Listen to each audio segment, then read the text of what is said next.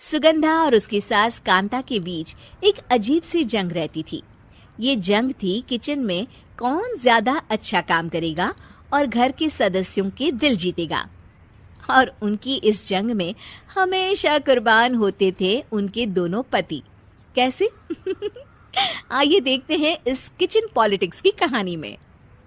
एक दिन किचन में, माँ जी, आज मैं बना रही हूँ मेथी की सब्जी। इस खाने से घर वालों के पेट की सारी समस्या खत्म हो जाएगी।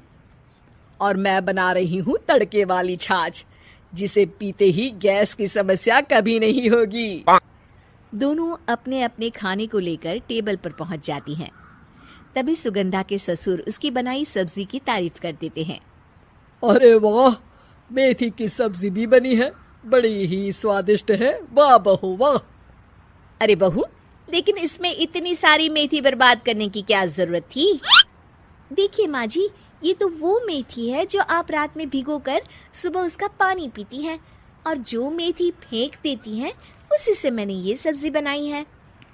अरे वाह बहू, तुमने तो बड़ा ही समझदारी का काम किया। बस अब क्या था, कांता जी का तो मानो ये सुनकर खून ही सूख गया। वो फैसला कर लेती है कि किसी भी तरह वो अपने खाने की तारीफ लेकर ही रहेगी और सुगंधा को किचन में उसकी कमियां गिनाएगी। कांता फ्रिज खोलकर देख रही होती है और फिर सुगंधा से कहती है, अरे बहू, ये क्या, पूरा फ्रिज गंदा पड़ा है। तभी वहां सुगंधा का पति आ जाता है। वो सुगंधा को डांट कर कहता है, सुगंधा, तुम्हें कितनी बार कह रखा है कि वायरस फैल रहा है, साफ सफाई का पूरा ख्याल रखना है, लेकिन तुम किचन में इतनी गंदगी रखोगी तो कैसे चलेगा। सुगंधा सास की तरफ देखती है जहां वो मुस्कुरा रही होती है। सुगंधा समझ जाती है कि सास ने उससे बदला लेने के लिए ये सब किया है। दोनों रात के खाने की तैयारी में लग जाती हैं। दोनों ना एक दूसरे की तरफ देखती हैं और ना ही एक दूसरे से बातें करती हैं। रात को खाने की टेबल पर एक एक कर दोनों कई तरह के अलग अलग व्यंजन टेबल पर लगा देती हैं और अपने अपने पति के पास जाकर खड़ी हो जाती हैं। अरे खाइए जी खाइए, मैंने बड़ी मेहनत से बनाया है। प्लेट में वो खाना डालती हैं। सुगंधा भी दोनों की प्लेट में खाना डालती हुए कहती है, बड़ी ही मेहनत लगी है इस खाने को बनाने में। हाँ, दोनों को ना चाहते हुए भी सारा खाना खाना पड़ता है। कहीं दही तो कहीं मलाई तो कहीं मसाला। और इन सब के बाद दोनों बड़ी ही मुश्किल से अपने कमरे में सोने जाते हैं।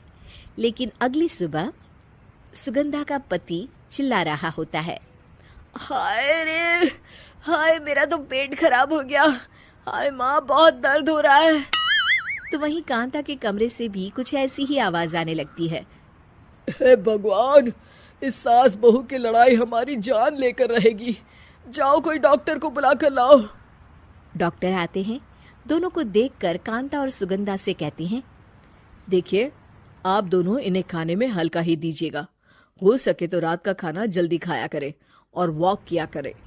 इतना कहकर डॉक्टर वहां से चले जाते हैं। जिसके बाद एक बार फिर से दोनों बहुएं किचन में जाती हैं और खाना बनाने में लग जाती हैं। रात में खाने के टेबल पर दोनों एक बार फिर से खाना लगाने लगती है। पापा जी, मैंने ये पतली मूंग की दाल की खिचड़ी के साथ ये पापड़ और पुदीने की चटनी भी बनाई है। अरे बहू, अभी अभी बेचारे पेट की बीमारी से गुजरे हैं, इतना भारी खाना तो डॉक्टर ने भी मना किया है ना।